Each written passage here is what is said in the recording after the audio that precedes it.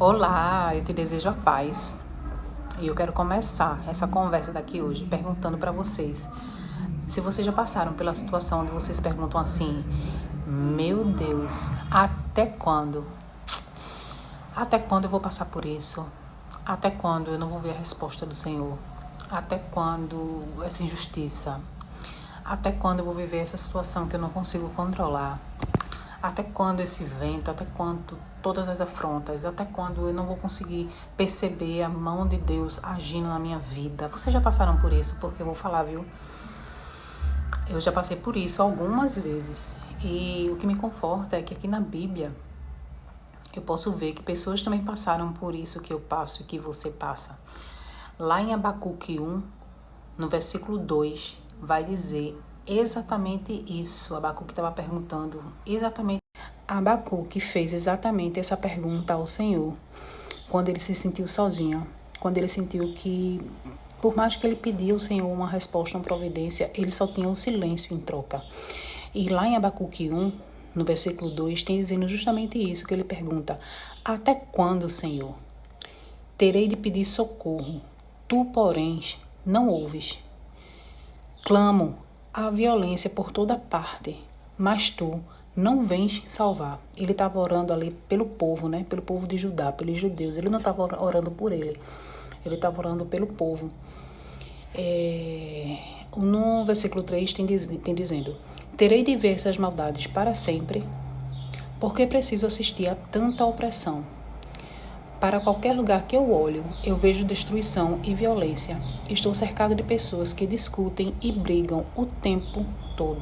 E logo no versículo 4, ele completa, né? A lei está amortecida e não se faz justiça nos tribunais. Os perversos são mais numerosos do que os justos. E com isso, a justiça está corrompida. Ele via tudo caminhando ao contrário. Ele via que aquele povo escolhido estava saindo completamente dos caminhos do Senhor. E ele se sentia um peixe fora d'água, ele se sentia uma pessoa abandonada, ele se sentia desprezado, desconectado. Por quê? Porque ele queria falar para o povo que o povo estava saindo dos caminhos, ele queria mostrar que estava tudo errado, ele queria ajudar aquele povo e não conseguia.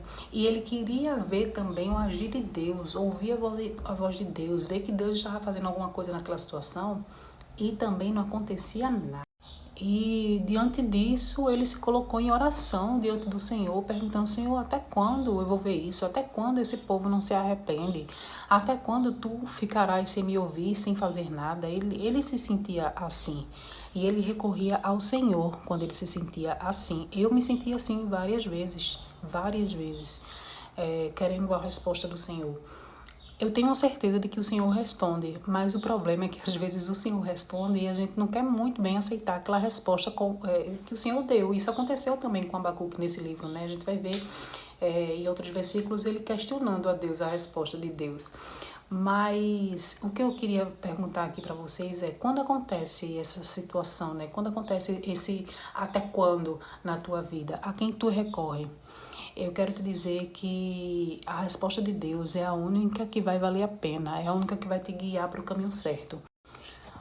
Por mais que a gente tenha amigos, famílias, colegas de trabalho e que a gente possa falar, a gente possa desabafar, muitas vezes, se a gente faz isso para pessoas erradas, o nosso problema, em vez de diminuir, ele aumentou. A gente acabou comprando, entre aspas, mais um problema, porque às vezes a gente vai falar sobre nossos até quando com pessoas que não deveria falar, isso vai gerar uma fofoca, isso vai virar uma distorção, que era justamente isso o que estava angustiando o coração de Abacuque. Ele estava vendo a distorção da justiça, ele estava vendo a distorção, sabe? É como se o errado estivesse vencendo e ele não aguentava ver aquilo nos olhos dele. Senhor, eu estou orando e eu estou vendo que os meus inimigos estão prevalecendo, mesmo que eles estão fazendo tudo errado, mas eles são muito numerosos. E aí ele ficava naquele dilema, mas ele perseverou e ele disse que eu vou continuar aqui em oração, vou estar na minha torre alta esperando que de ti venha a resposta e venha o socorro. Ele pegou as pendências dele e colocou na mão daquele que pode responder, né? E a resposta do Senhor veio. logo no versículo... deixa eu ver aqui. Logo no versículo 5 do capítulo 1 ainda vem a resposta do Senhor, que diz: observem as nações ao redor, olhem e admirem-se, pois faço algo em seus dias, algo em que vocês não acreditariam, mesmo que alguém lhe contasse. O Senhor está dizendo aqui, o Senhor é tremendo. O Senhor está dizendo aqui que Ele vai fazer algo tão extraordinário, que se alguém te contasse, tu não ia acreditar. Então espera e confia, porque tu não está embaixo do que tu está vendo, não. Tu está embaixo de uma palavra poderosa daquele que está agindo.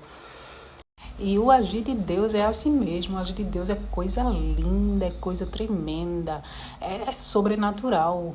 Se alguém contar, a gente não acredita, a gente fica pedindo resposta a Deus, resposta a Deus, resposta a Deus. Mas se Deus disser, a gente não tem a capacidade de entender, de compreender como é que aquilo vai ser feito.